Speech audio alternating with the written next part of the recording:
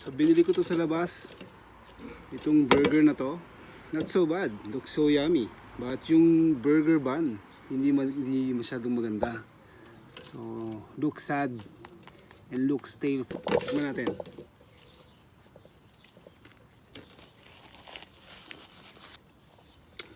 So okay naman yung lasa. Problema lang, hindi maganda yung bun.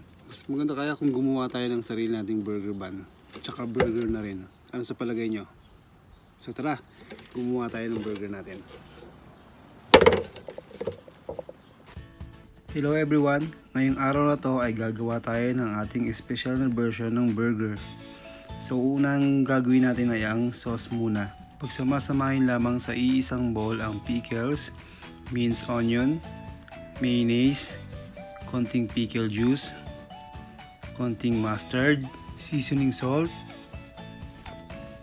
konting ketchup, konting Knorr seasoning, konting asukal, at paminta.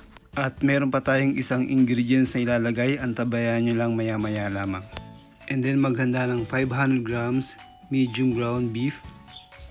Lagyan ito ng 1 tablespoon onion powder, 1 tablespoon garlic powder, konting Knorr seasoning, konting asukal, at konting paminta. Lagyan din ito ng 1/2 cup Panko breadcrumbs or kahit anong breadcrumbs at saka konting olive oil. Masahin lamang ito at huwag masyadong paghalu-haluin para hindi siya ma-overwork. Yan, ganyan.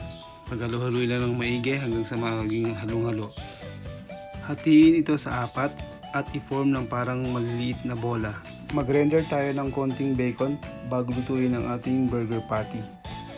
Lutuin sa bacon fat ang ating burger patty at i-press ito ng dahan-dahan hanggang sa makuha natin ang thickness desired ng ating burger patty. Huwag masyadong manipis upang hindi ito ma-overcook. Lutuin ito ng dahan-dahan hanggang sa makuha natin ang internal temperature ng ating burger ng 165 degree Fahrenheit. At naghanda rin ako ng homemade fries at ibinabad ko ito sa isang maligamgam na tubig hanggang sa mawala ang starch ng ating potato. At ihanda na ang ating burger buns. Meron nga po pala akong ginawang vlog about homemade burger buns. Ilalagay ko po ang link nito sa description box upang mapanood ninyo at matutunan ninyo ang buong proseso. Lagyan lamang ng kaunting butter ang ating buns at prituin ito sa mahinang apoy. Pagkatapos ay ibalik natin ang ating burger patty sa pan. Lagyan ito ng cheese sa ibabaw. Ganyan. Tapos ito yung pinaka-trick dito. Lagyan ng kaunting tubig para magkaroon ng steaming effect sa ating burger patty at para na rin ma-reheat. At syempre para na rin magkaroon ng konting juice or moisture yung ating burger patty. So ganyan, lalagyan na natin yung ating bacon. Ito yung pinaka-trick dito. Yung sinasabi ko sa inyong burger sauce hack. So yung from drippings ng burger patties natin tsaka bacon, maglagay lang ng mga 1 tablespoon sa ating burger sauce bago ito ihain. So yan yung pinaka-secret doon sa aking burger sauce. Uy, sikreto natin yan ha, at huwag ipagsasabi sa iba. Kailangan nilang mapanood ang ating video bago nila ito matutunan, okay? So ganyan lamang po, ilagay po natin ang ating nalutong burger patty with cheese sa ibabaw ng ating burger buns. Lagyan ito ng sliced tomato, sliced red onion, sliced iceberg lettuce or kahit na anong lettuce na gusto niyo.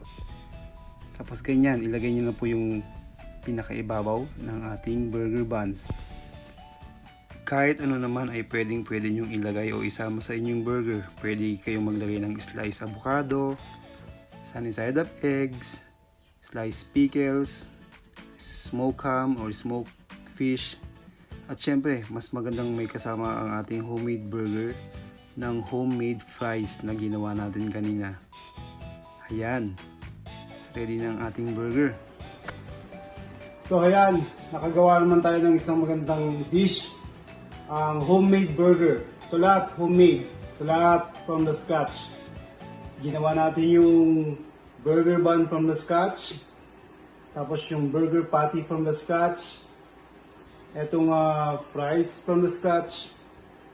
So pretty much everything, pati yung burger sauce from the scratch. So I hope may natutunan ka sa ginawa natin. Itong burger bun, dalawa nga palang ginawa ko.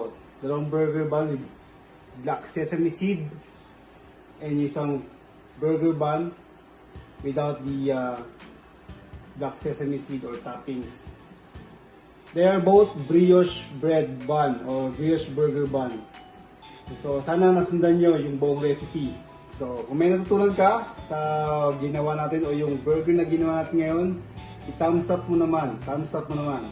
So, kung mayroon kang katanungan, kung mayroon kang suggestions about burgers or everything, i-comment mo lang sa comment box para mabasa ko. At huwag mo rin palang kalimutan mag-subscribe.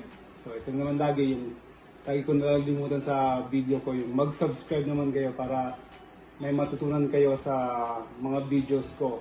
At huwag mo rin kalilimutan i-hit yung notification bell icon para updated ka or hindi mo ma-miss yung mga susunod pating coaching vlogs. Okay? So, hanggang sa muli, sana may natutunan kayo kasi yun ang hangad ko, yung may matutunan yung mga manonood ko. So, hanggang sa muli, kakainin namin ito ng misis ko. Ingat po ang lahat. Bye-bye!